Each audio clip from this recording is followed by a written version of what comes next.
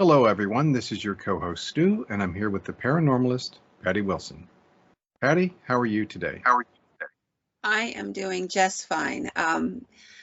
Nice Sunday. I got to spend time with my 6-year-old grandson, and we had a blast all the afternoon. That makes life worth living. Oh yes, we found a crow, and that talks on a video thing, and you can follow her. Her name is Fable, Okay. and it was hilarious. So we started watching the crow, and the crow cursed, which really excited my grandson. And at the age of 6, his little mouth dropped open, and he goes, "Oh, she said a bad word," and then she just belly laughed. Nice. For those of you who are returning to us, thank you very much for coming back. If you are just finding out about us, I'm sorry. Thank you for joining us. Normally, I'm wearing a collared shirt. Now today, we're at that kind of a tail end of a heat wave here in Pennsylvania, so it is rather warm. I know both Patty and I have just turned off our air conditioners so that we can have this podcast without the cacophony of the fans in the background. Below in the description, you'll find everything about the Paranormalist podcast. You'll find the Facebook links, the link to our email address, and to Patty's books on Amazon, to buy me a coffee. Again, No pressure. No pressure. no pressure, no obligation whatsoever. Thank you. And just, I turned another year older this past week, so things are downhill. Things are going downhill. So. And I believe that's about all I had to say this time. So now's where I ask, what's our topic for today?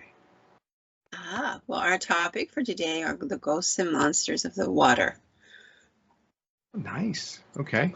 So I have to tell you, I have some really cool stories that I've spent a little bit of time documenting and learning a lot more about. So our first story is going to be of the SS Gulf America. Now, the Gulf America was a steam tanker. It was built in Bethlehem in the Fairfield shipyards in Maryland, and it was operated by the Gulf Oil Company. It was taking its maiden voyage from Port Arthur, Texas to New York, carrying a cargo of about 101,000 barrels of oil. So it was the night of April the 10th, 1942, and it was traveling unescorted near Jacksonville, Florida. Now, this is during World War II, and for those who have no idea about this, during World War II, because there were so many bombings, and the Germans were committed to this, and so were the Japanese in their own right. There was a blackout policy. So you blacked out your windows at night. You turned off your lights, or you had blackout curtains and blankets over them, something to make it less viable. And that was because they would triangulate on those light spots because they knew there was houses there. So they would drop bombs in those areas. Now, in the United States, we were very, very fortunate. We didn't have anywhere near what England had. It was a horrible time in England, because they were bombed quite heavily on multiple occasions. But we were participating in a blackout for the same reason. However, about 10 p.m. that night, there near Jacksonville, Florida, there is a huge restaurant and hotel there, and they are brightly lit despite the blackout. They just, they chose not to do it. And I would imagine a little grease exchanged palms, if you will, in order to keep that from being a problem, because it really was. And people would have, there were police and local wardens who would knock on your door and say, get your lights out or else. But they got away with it. And that's going to be important, because it was that they triangulated on. It's a beautiful night. The water is shimmering. The lights are going like crazy. And the plane was able to see it. So a torpedo and underground, there were submarines that were likewise able to see up into the night, and they could figure this out. Well, they came across this area, and a torpedo was sent from a German submarine, which struck this particular ship, the SS Gulf America. It was number 7, pocket 7, if you will, of the cargo bay, where it hit and it ruptured, and there was this huge fire on deck. There were, distress calls, the whole 9 yards. They're trying to stop it. There were 12 torpedoes shot into the engine room, obviously just completely destroying it. The evacuation was chaotic. There were lifeboats dropped and nobody in them, and people jumping into the water, and it was just this horrendous night. And through this all, the music it was like something almost of a Titanic. Out on the land, the music was playing, the parties were going, the whole 9 yards of all of this was happening. And they did not realize that due to them, in large part, they were able to cast enough light for the triangulation to give the submarine the needed coordinates. So after, as all this is going on, there are some people who get into the lifeboats, or the master at arms, and 10 crewmen who got out of there within the first 10 minutes, and others went down with the ship. There were 3 men who were aboard and 3 others who abandoned and later on were picked up in the water. Some of them survived, some of them do not. So there's 5 men who were killed by the torpedo blast and 14 men altogether who would drown as the ship went down before all of this. It was a horrible, horrible thing. The Coast Guard did rescue the survivors and what have you. So this is the juncture for this. Now, where this occurred, again, is right off of Jacksonville, Florida. The wreckage still exists, and this is what I wanted to talk about because this was fascinating to me. They dive. There are people that are divers who dive wrecks. They do it, to explore, to learn. It's fascinating, mysterious. And divers to this particular wreck have had the most interesting experiences. They talk about going down, and you're out there where the wreck is at, and you hear voices talking in the water as though they're whispering in your ear. You hear screaming. You feel touched. You have these moments of seeing what looks like figures trying to swim away and upward. There's nobody else there. Nobody. So I thought that was a really interesting story because there have been a lot of people who have reported these kinds of experiences, and doesn't seem to be any explanation for them. You're watching a guy swimming off the deck of this ruined ship, going upward fast, and then he just fades away into nothingness before he breaks the water. He's not got any diving clothes on. He doesn't have tanks. He doesn't have any of the stuff you would anticipate. He's just gone. Or the voices whispering in your ears as there's somebody right up against you. I mean, how terrifying would that be? A bit. So that was one of the stories. There's many stories of stuff like that. There's in the late 1800s, there was a British mail ship called the RSM Rhone, and it was sunk in 1867 in a hurricane in the British Virgin Islands. Divers have explored that wreck, and they see ghostly swimmers moving away from the wreckage there, only to vanish midway up. It's actually fairly common for these wrecks to be haunted. Like, I know I've always thought, I wondered if anybody ever sees anything, but I'm learning that there's a lot. In fact, I learned it in Florida. There is actually a paranormal group that all they do are dive wrecks. Interesting. And they call themselves the paranormal divers, and they dive wrecks. They dive into caves and caverns under the water and check them out, and then where applicable, use whatever devices they can. So I thought it was really interesting to learn about that. There's a place where there's an underwater encounter that is really interesting. It is on a place called Chalk Lagoon or Truck Lagoon, depending on how you want to say it. Has both names. It's in Micronesia, And during World War II, this was a huge naval area. There were a lot of Navy and air attacks in the area. In 1944, there was an offensive called Operation Hailstone, where they sought to drive out the Japanese forces using this lagoon as their base of naval operations and to drop as a supply drop. So over the 2 days in February of 1944, there was this unrelenting beating down of the Japanese fleet. About 60 ships were in the lagoon, naval merchant ships, all kinds of aircraft were, around. It was that was a humongous battle, and a lot of the ships went down. Some of the airplanes went down. It was literally a graveyard at the end of this. There were over 3,000 people that died in the attack. Good. I know it's insane.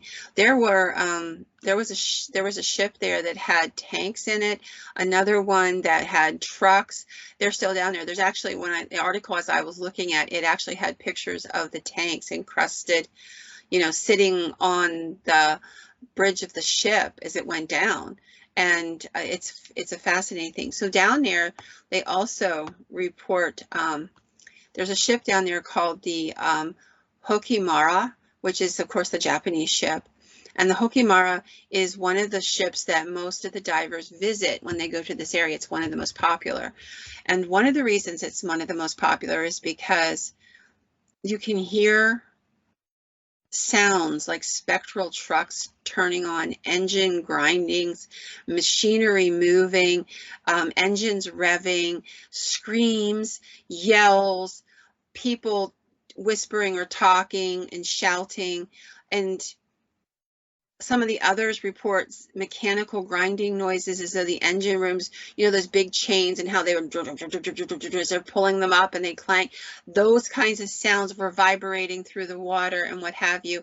And I thought, this is an interesting story, but then it got really kind of curious. So many people who like this kind of stuff know about Destination Truth, which was a TV show that explores everything from out of the way places to paranormal events. And they went there and filmed for an episode.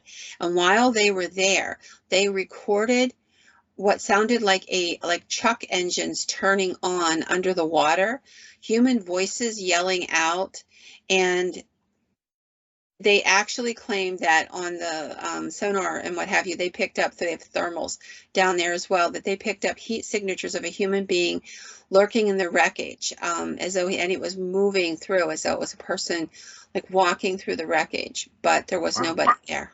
So I thought that was a really interesting story. And now I'm just going to one story that I found was really interesting that was sort of a small story, but very fascinating. So in 1968, in this one area of this region, there were 4 separate submarines, all of them from different countries. They were from the US, France, Israel, and the Soviet Union, as it then was, disappeared in this area. None of them have ever been found. No wreckage has been found. No people have ever come out of there, like rescues or anything like that, or even bodies. The loss of all 4 of the submarines remains a mystery, and to this day, it is as though they just simply blipped off the radar and were no more. It's just fascinating. So this next story is going to take us into Puget Sound. And there were 2 guys diving in Puget Sound. They were buddies. They had done that many times. They were up in Washington State. They were hunting for prawn about 1 o'clock in the morning. And they said that, this is just one of the most bizarre things that had ever happened to any of them. They're about 100 feet down, and it's just as black as pitch. So they're there along with a third buddy on this particular night, and they go down in, and they have a habit. They do this quite frequently, and they had a habit. They would go down about 100 feet. They would turn off their lighting, and then they would shake the water, because there's bioluminescent seaweed that would float up. And the guy described it as being like you were among the stars as they moved upward, as you're, disturbing the water and it's breaking loose. He said it was like floating in the stars. It was absolutely beautiful. So on this night, the three guys kind of, get together. They're like in a sort of a circle so they can see each other. And they start beating at the water and the ground, just like letting this all go up. And they're watching each other and kind of grinning because it's beautiful. And this is like part of their ritual. And they look, and there's a fourth diver down there with them. They don't know where the person came from. They have no clue. And, it's 1 o'clock in the morning. How many people are out in this isolated area diving? Still, they're like, okay, this could just be a coincidence. Somebody else is diving. But the other thing that bugged him is anybody who's ever done any diving will tell you you never go down alone. It's a buddy thing. If you want to survive it, you got to have a buddy. And so they're trying to figure out where's the other person. They're kind of looking, and this person's just standing there. The other things that they talked about being weird is that the person had no fins, they had no boots, no gloves. The water was icy cold, so they would have been plunged into hypothermia. He just seemed to have some sort of a wetsuit with the part of his skin exposed, and they noticed a huge gash along the man's one leg, but the man doesn't seem to be struggling in any way. So they notice this guy and freeze, kind of just like staring at him. And the other man kind of waves like this, like, hello.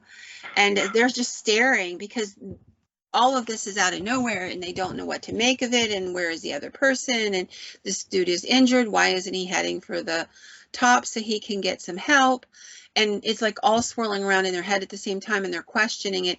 The guy waves, and then he starts upward, and he's gone. They were staying at a little hotel in the area, which was the closest one. They did ask around. There were not supposed to be any divers, as far as anybody could tell, out that night. Nobody appeared with a really bad injury at the local hospital. They called to ask if the guy was okay, thinking somebody that would give them a way to find a name, Gotcha. That kind of thing. They did their due diligence, I'll say, but nothing at all. So they're left to wonder who this man was, and but he seemed to be wanting to participate in their ritual that night.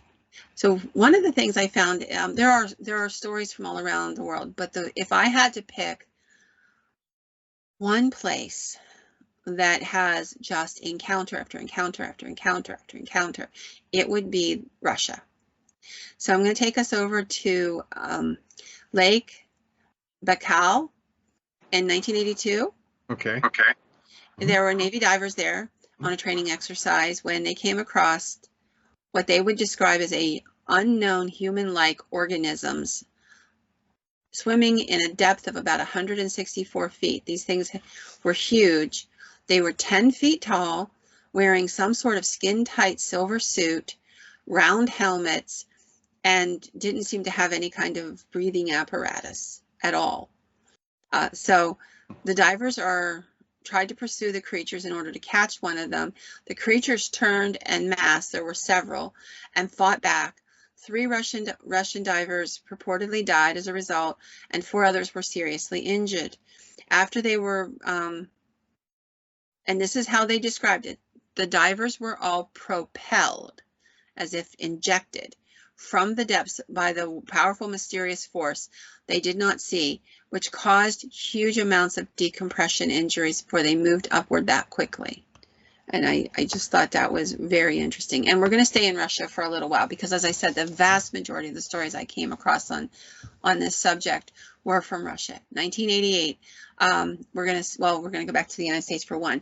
1988, a professional diver by the name of Robert Froster was diving off the coast of Florida when he noticed a disturbance in the water in his peripheral vision. He kind of turns to see it, and he sees a figure dashing through the water that was, stirred up and murky and what have you from the sediment being moved around. This person appears to be undulating, like that, toward him. And he's about 20 yards out when the diver notices that this thing has arm-like appendages, if you will, tipped with talons, and it's moving rapidly at him. As it starts to close in on him, he could see the top half was smooth, human-type skin, unmistakable female breasts, and a head with long flowing hair. It was female, but the bottom half was just a mass covered in scales. It did not look friendly. It did not appear friendly. And he said, I met its eyes for a moment, and this is his exact quote, "I've never seen such evil hate in the eyes of any human being or animal before." He shot upward as rapidly as he could, cleared the surface, and was helped aboard the vessel and told this insane tale. Now, he's a professional diver. He did this for a living. And I just thought this was an amazing story that, you know, that is it a mermaid? That's what went through my head. You know, what is it? So this is not the only such story. There's a guy by the name of Mr. Brovikov, who came across an enormous creature diving in the Black Sea in 1996 while he was hunting sharks. So he claimed he was diving at about a depth of about 10 feet in this area. He's terrified when he sees a group of massive, again, humanoid looking creatures. They're about 9 feet tall. And he sees them ascending up at him from below as they're coming up towards him. He described them as being milky white in color. They had human faces. They had tails like fish. He said that they stopped and stared at him with bulging frog-like eyes. He said they passed him and he could notice that they had webbed hands at that point. As they got close to him, he said he just panicked. He was unsettled. He didn't know what to do. And I can't imagine being under the ground and in such a position where you don't know what to do. And these were giants. He said these are giant humanoids. And he took off, got back to the boat, and got on board the boat. But he was just really shaken by what he saw. It was deep, frigid water, he said, and there is no way any being that was human could have been in that water without protection. They would have died of hypothermia. These beings did not appear to have any kind of clothing on, nothing that helped them to be protected from this. And interestingly enough, this is happening all over, has been happening for many years, all over Russia. There are stories from all kinds of the lakes, the Black Sea, the different waterways. And there's a story was told by a diver who was a private citizen that he was in the water in the Issyk-Kul Lake, and it's very frigid, very deep water. And he's, going along, diving, just enjoying the beauty of it, when out of nowhere comes, again, large beings. These beings seem to spot him, and as soon as they do, he starts to panic because something about this just it frightens him terribly. So he takes off moving, and he was so frightened, he said in his interview later, that he wanted to turn around. He could feel the water thrashing around him because these things were so big. But if he turned, he thought he would be done. Like that slowing down for that few seconds would be enough for them to catch him. So he kept on going. And he did make it out of the water. But there are some that are really even more bizarre than this. So we're going to go to a Russian submariner by the name of Nikolai M. Nikolai was diving one day in a bay in Finland, in St. Petersburg region of Russia. He was doing what was called shallow water diving. So he had been diving in an area and had noticed an elongated object at the bottom that looked like a cucumber. That's exactly how he described it, like a huge cucumber. It was greenish, laying on the bottom of the shallow water.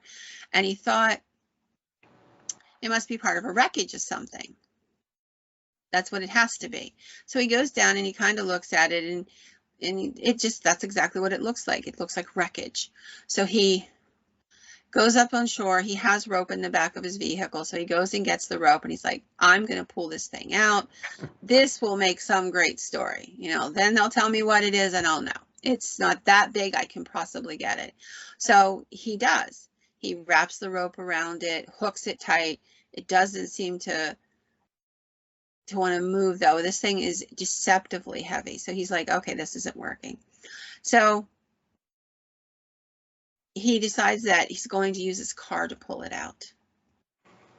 So he's going to have to drill holes in this thing to anchor the ropes. It doesn't seem like a terribly bright idea on from my behalf, but he was determined. So he had a pneumatic. I don't know how many people have pneumatic wrenches or pneumatic drills in their cars, but he happened to have one. Maybe his job required it or something. I don't know. But anyhow, according to the story, he went back down with his underwater pneumatic drill, and he starts drilling holes in this thing, prepping to anchor these ropes and try to pull it out. And he said as he's doing it, he drills into it, and streams of thick, dark liquid like oil begin to pour out of these holes. And he's looking at him, and he's still kind of keeping the drill going. Like he's just like staring at it and like not realizing he's got the pressure going as hard as he has. And it bursts through something. And as it goes deeper in, it hits something inside, it stops, and then there's this big bubble of air, or I would call it air, I guess, maybe gas, I don't know. But it's big bubble of something that comes up out of this thing, and it begins to crack apart, this cucumber-shaped thing. And inside of this big bubble of air is what he described as a humanoid creature with porcelain white skin. There was a bleeding wound where he thinks it came from the drill. Maybe that's what he hit with a drill. And he said that this thing fixed him with a malevolent gaze and lashed out with a talon to grab his arm and ripped into his flesh. And he had the drill in his hand, so he slammed the drill into this thing's arm, and it let go, and it caught him again, and he did it again, and it let go, and that's the last thing he remembers.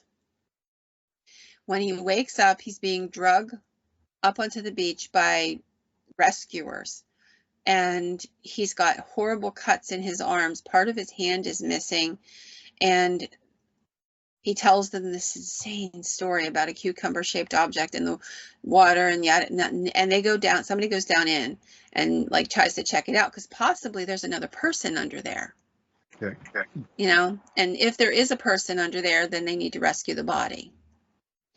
And so they get divers in. The divers go down. They're like, there's nothing down there, nothing at all.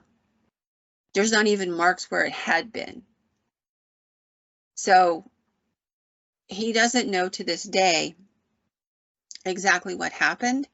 The only thing he could tell you is that it was there. I mean, obviously something happened to him. I can't tell you what, but part of your hand gets chopped out, and you know, you've got huge lacerations that they have to take you to a hospital for. He encountered something, but I don't honestly know. His supposition was that this was some sort of a cocoon in which this being was being incubated. And he said that was just the impression he got in that moment. So it's, you know, it's hard to tell. Now the next one I thought was even more interesting. So this one is also in the Black Sea, which seems to have a huge amount of such stories. This is 2002, Odessa in the Ukraine. And 3 Ukrainian divers are going down to explore a weird kind of crater in the bottom of this area where they had been diving before. They had discovered it. It wasn't charted. So they're like, man, we found something new. That kind of a thing. Let's go check it out in depth. So they had to go back up gather stuff and make sure they were able to go further down into deeper water and have all the right equipment and everything. So it took them a little bit. So they go back down, and this is the day they're going back down. As they approach this area, they see what they describe as a cube-like structure, and it was covered in seaweed and shellfish and, barnacles and what have you, as though it had been there a long time. And they swim up to it, they approach it. It's a perfectly square, it could be a room, a building, something. They don't know. And they begin to break the shells off of it to try to get down to where they could see what kind of material it is, because it's covered in all this goop. And as they do this, they claimed that an ominous, loud voice blared out at them through the water. Don't do that, don't do that, over and over again, just repeating it, screaming. So as soon as this voice is, echoing around them, suddenly, they stop, but the scenery they explain it like this: the scenery shimmered and it changed. Suddenly they weren't looking at this box anymore, but all around them there was ancient ruins, like Greek style columns, stuff like that. And these ruins were occupied. There were two bizarre humanoid creatures, and I looked this up. They were 2.5 meters long, or 8 feet tall. They were hovering in the water. They had no, diving suits, breathing apparatus, nothing. And they seemed to be perfectly comfortable. They wore a tight-fitting jumpsuit of some sort, and they seemed to be, they knew these people were here. Like, they acknowledged by meeting their eyes that these beings were seeing them, and seeing them in a way that I don't think these underwater creatures had anticipated. And so he said they were studying a sort of circular object or device of some kind, and it was large, and the divers were absolutely panicked. So they start towards the surface. Now, when they had entered the water, it was completely dead calm. That's why they chose this day. It was the perfect safe day to do this thing. They'd been waiting for that perfect day. And when they get up to the surface, the sea is not calm. It is just roiling, and it's like there's the middle of a horrible storm. And on the surface are green lights glowing and flickering, coming upward as if from under the water, and coming to the surface and then dissipating. They have no clue what they saw. But is it possible that these things are, they have entire worlds built underneath the oceans, and they hide them from us using some sort of holographic image or something, and by damaging that square building, they somehow damaged it enough for it to like shut down for a minute or two and let them see what was really there. Yeah, I mean, it's a fascinating story, and I just thought it was really amazing to hear. So this is another one coming from the Ukraine, from the Crimea on the peninsula in the Black Sea. This was a singular diver, 1991. He's about 100 meters off on a calm sea, full moon, middle of the night. He's just like, enjoying this. This is a beautiful, I can imagine it's a beautiful and somehow liberating thing to be. Watch the moon dancing on the water as you're underneath it. And the world is just quiet. There's nothing.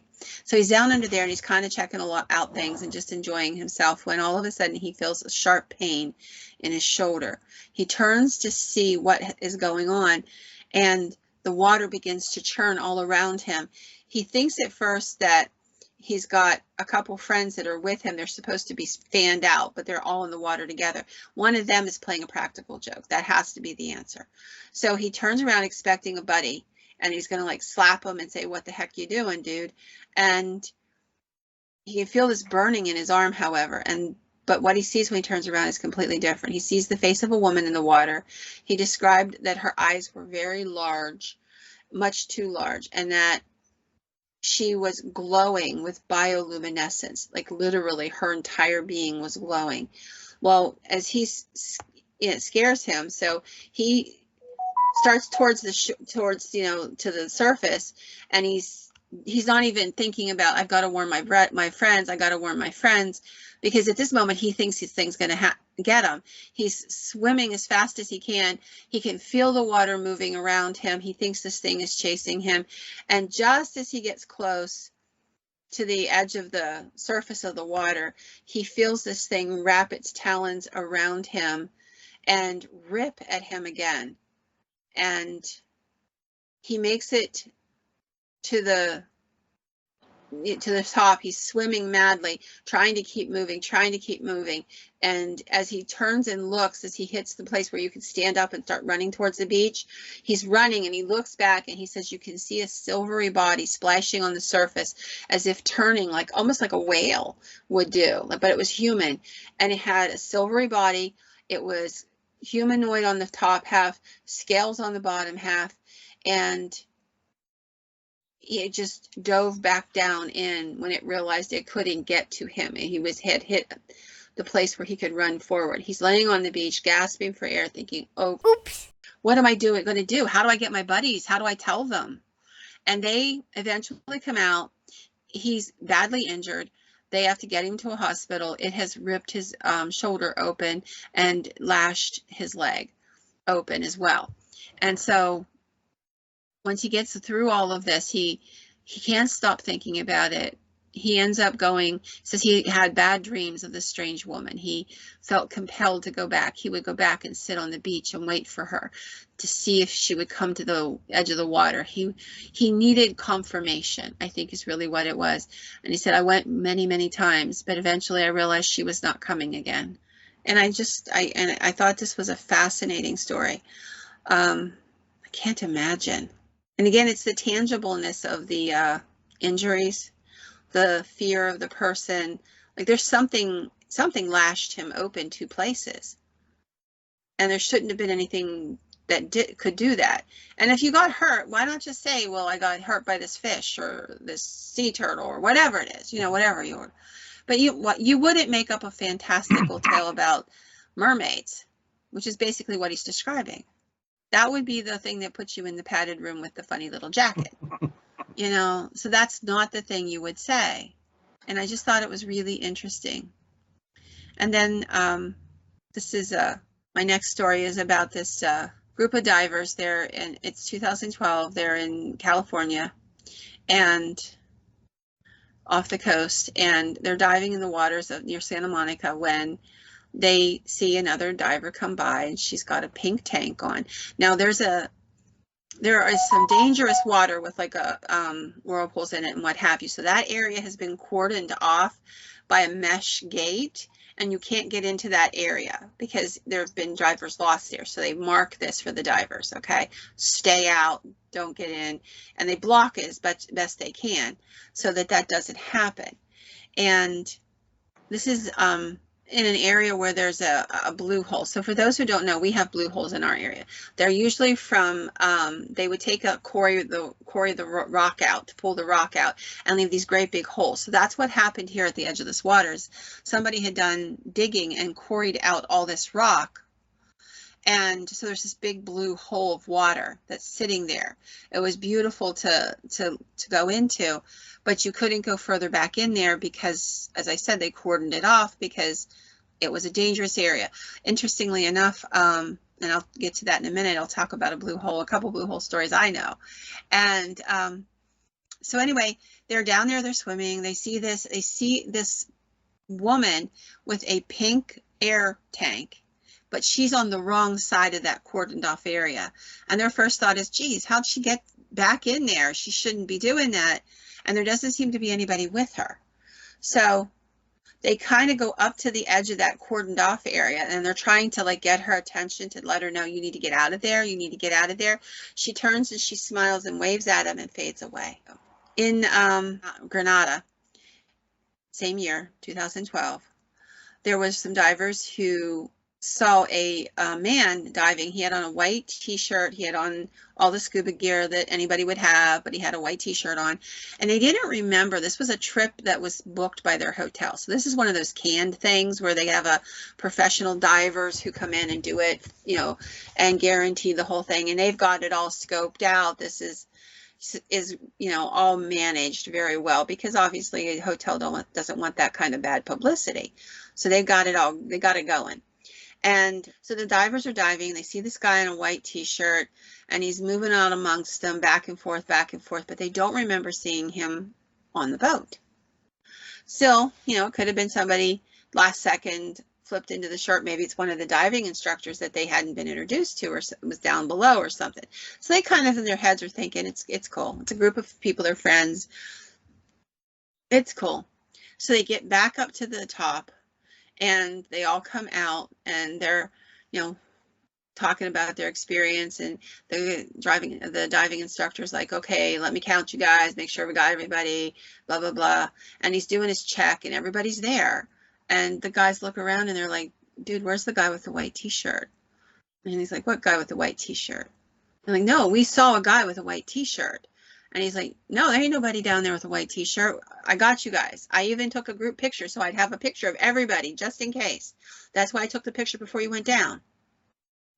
And they look at the picture. That was one of them older type Polaroids where you could see it right away. Right. And they're looking at it, and it's like, there's no guy in a white t-shirt.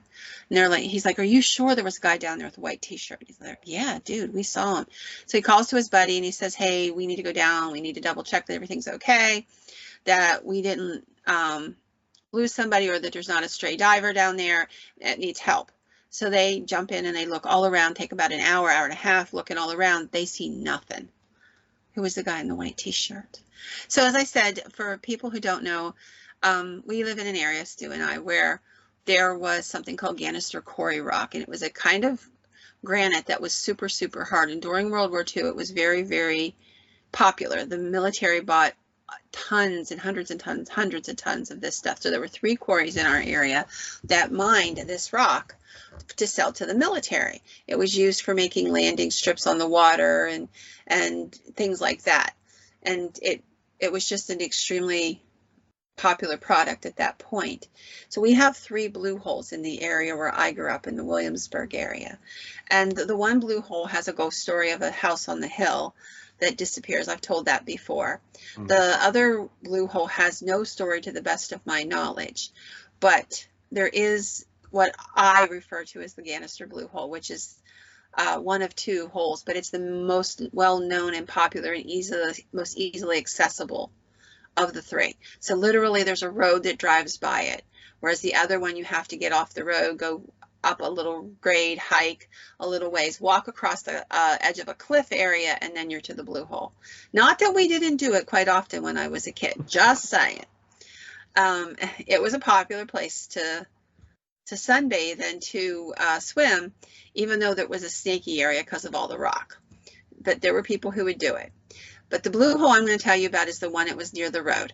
And it was a party place. You know, obviously a lot of people died because it was a party place. And they would get all cocky and arrogant, and they would jump off the rocks high up and not make that angle and hit the water and be dead. It was also on the far end, there was a whirlpool there. And that's where they would train like police divers.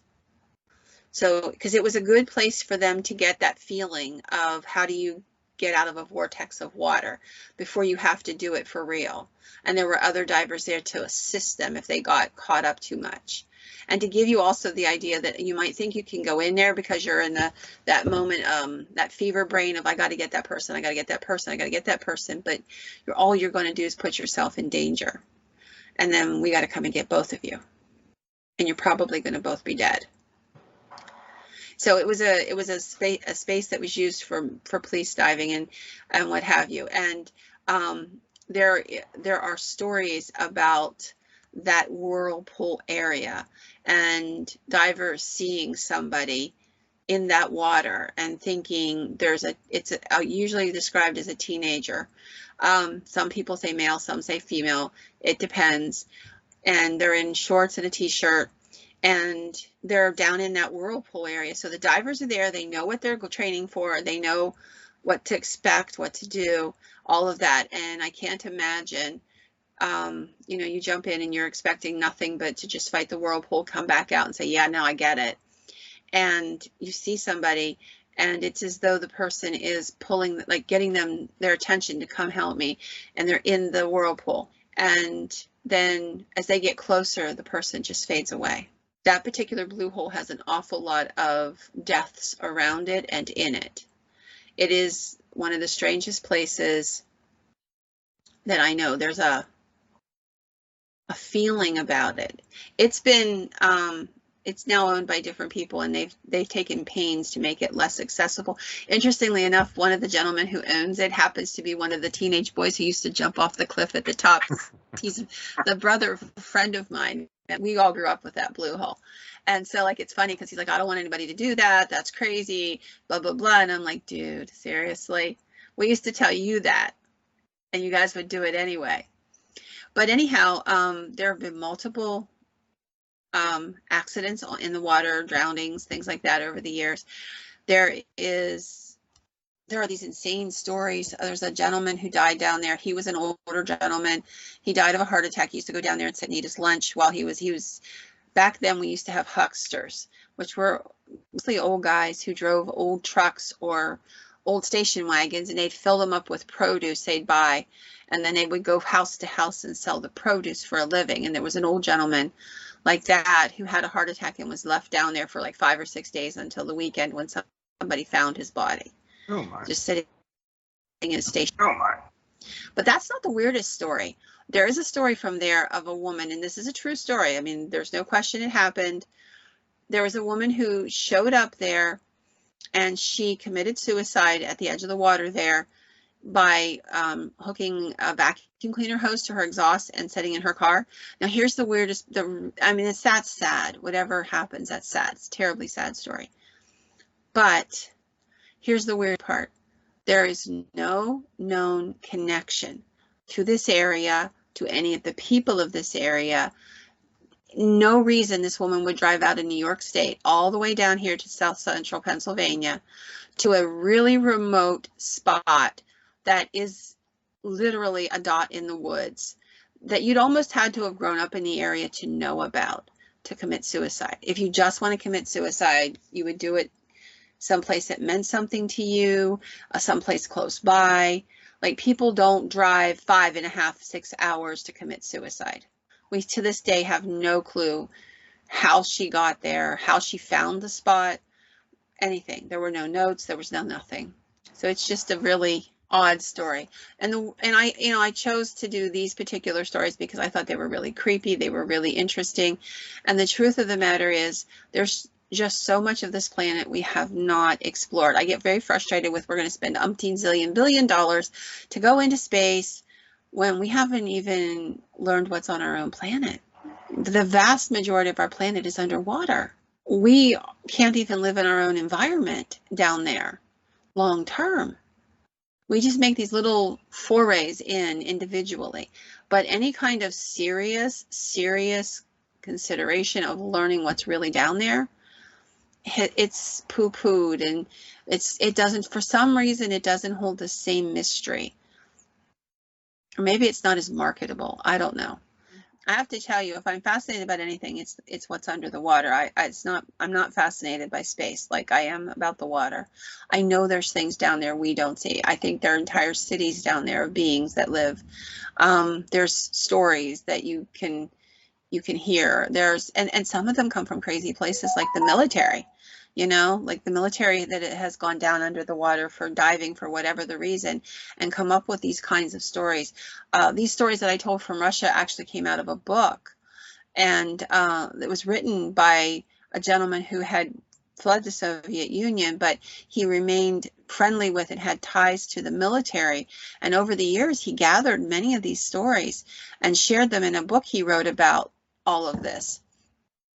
And so, like, we're not talking just individuals. And even then, even if you were talking just individuals, how many times does it happen before you say, well, maybe there might be something to it?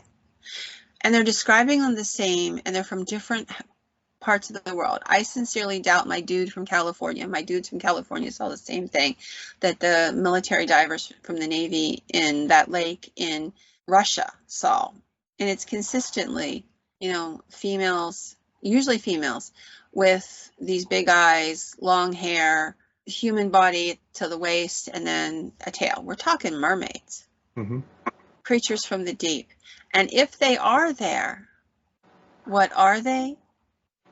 Because they're, you know, like now they tell you that the mermaids were really manatees that the sailors mistook. And I'm like, I look at a manatee and I go, dude, you had to be on a boat a heck of a lot longer than that to make a manatee into a chick. I'm sorry, but you do. Like, I've seen them. They do not resemble women in any fashion. That's one of those bullshit answers they give you when they don't want to give you a real answer, kind of answer. You know what I'm saying?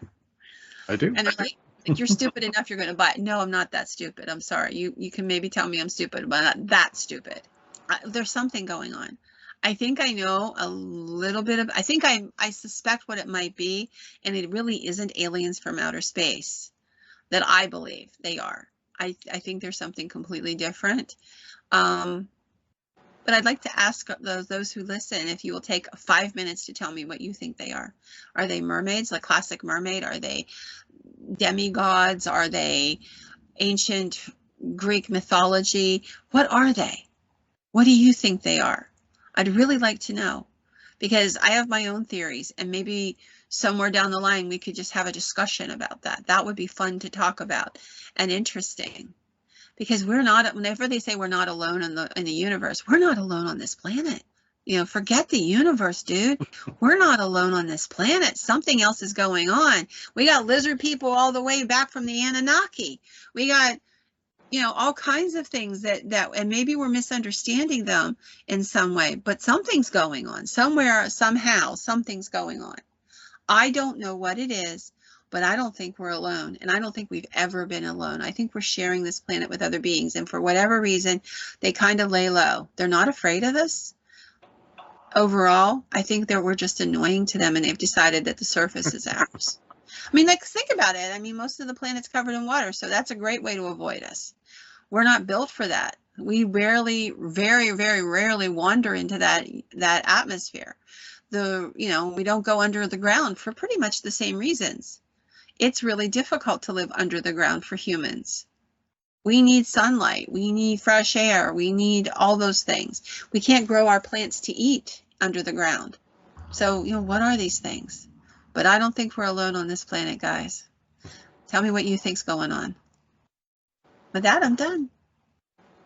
Alrighty, so here's where I say good night. Good night.